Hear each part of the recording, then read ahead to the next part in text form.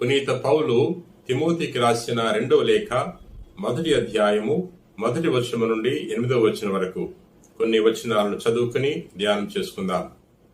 నా ప్రియపుత్రుడు తిమోతికి వ్రాయున్నది, తండ్రి దేవుని నుండి మన ప్రభువు యేసుక్రీస్తు నుండి నీకు కృప, కనికరము, సమాధానము. నా ప్రార్థనలయందు రేంబవలు ఎడతెక్క నిన్ను స్మరించుచు నా పితరుల వలె నిర్మలమైన అంతఃకరణముతో నేను సేవించున్న దేవునికి కృతజ్ఞతలను అర్పించుచున్నాను. నీ కన్నీరు తలంచుకొని నాకు సంపూర్ణముగు ఆనందము కలుగుటకై నిన్ను చూడవలనని ఎంతగానో ఆశించుచున్నాను. నేడు పునీత తిమోతి, పునీత తీతుల స్మరణను కొనియాడుతున్నాం.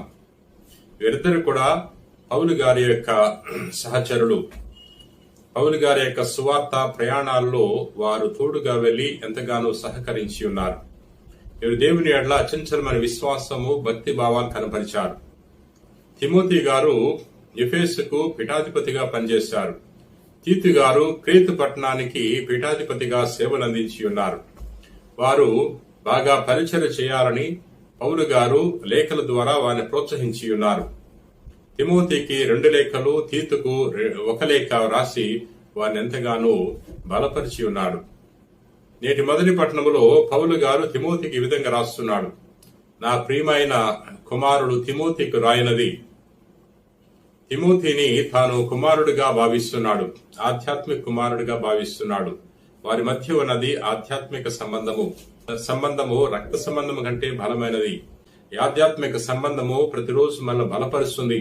ఈ ఆధ్యాత్మిక సంబంధం వల్ల మనం ఎప్పుడు కూడా ఓడిపోము, ఎప్పుడు కూడా మోసపోము. ప్రియ సహోదరి సహోదరులారా, మన సంఘాలలో ఇతర సభ్యులతో మనము ఇటువంటి గొప్ప ఆధ్యాత్మిక సంబంధాన్ని ఏర్పాటు చేసుకోవటానికి ప్రయత్నం చేయాలి. ప్రియ మిత్రులారా, ఈరోజు భారతదేశ గణతంత్ర దినోత్సవాన్ని కొనియాడుతున్నాం.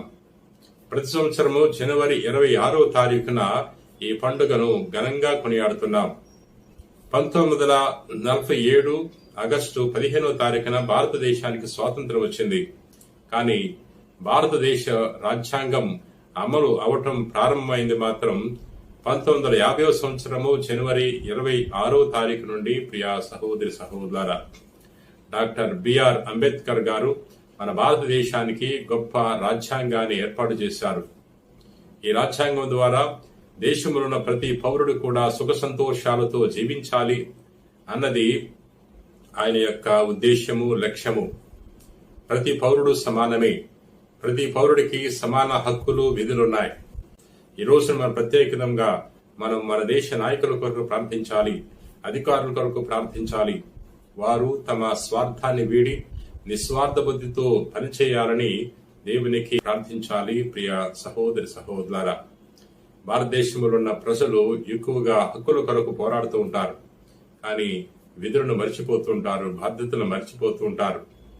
చాలా సార్లు మనము మన స్వేచ్ఛ కొరకు ఇతరుల యొక్క స్వేచ్ఛను భంగం కలిగిస్తూ ఉంటాం. ఈ దేశంలో ఉన్న ప్రతి పౌరుడు కూడా సమానమే. చట్టం ముందు ప్రతి పౌరుడు కూడా సమానమే.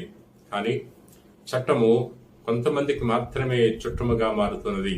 ఎందుకంటే మన దేశంలో ఉన్న ఈ లంచగొండితనం వల్ల, మన దేశంలో ఉన్న అవినీతి వ్యవస్థ వల్ల ఇటువంటి పరిస్థితి చోటు చేసుకుంది. లూకాసు వార్త 10వ అధ్యాయము 1వ వచనం నుండి 9వ వచనం వరకు.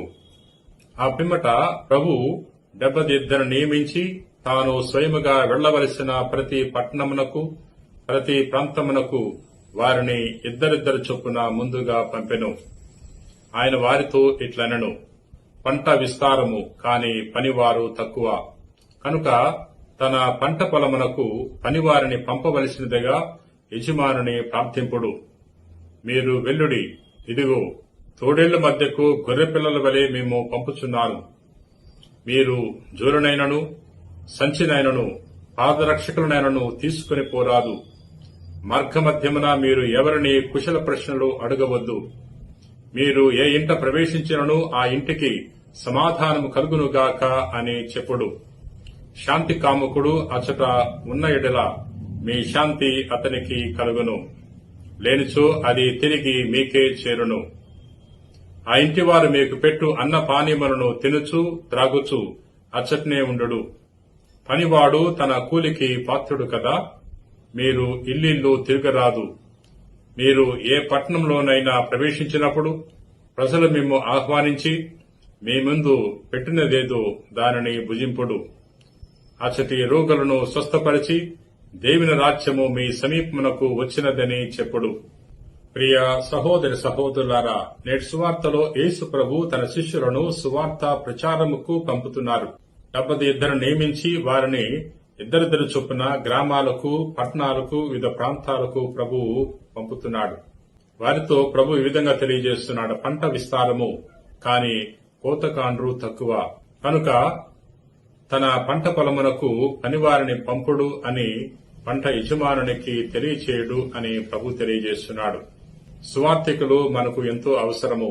ఈ ప్రపంచంలో ఉన్న ప్రతి వారికి సువార్త ప్రకటించాలంటే మనందరూ కూడా పూనుకోవాలి.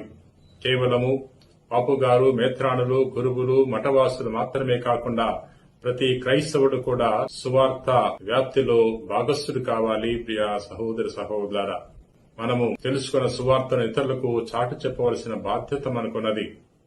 ప్రతి క్రైస్తవుడు, జ్ఞానస్థానం తీసుకున్న ప్రతి వ్యక్తి కూడా క్రీస్తు నుండి ఈ బాధ్యతను పొందుకుంటున్నాడు. ఏ పని చేసినా, ఏ ఉద్యోగం చేసినా, ఎటువంటి వ్యాపారం చేసినా ప్రభు యొక్క సందేశాన్ని ఇతరులకు చాటి చెప్పడానికి ప్రయత్నం చేద్దాం.